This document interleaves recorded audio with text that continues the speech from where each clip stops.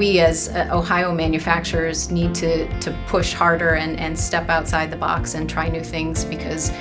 the world is evolving, and we can't expect manufacturing in Ohio to remain the same forever. I think that what was interesting in the early days of the pandemic was the willingness for manufacturers to jump in and make change in the face of something that was so unusual and so desperate for so many people. I think in remembering that feeling of, okay, we have to do something, everybody has to chip in some way that they're able, that can be an inspiration to the workforce to continue to push for new ideas and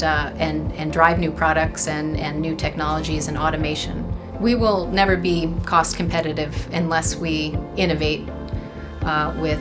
advanced technologies in what we're producing physically here in Ohio.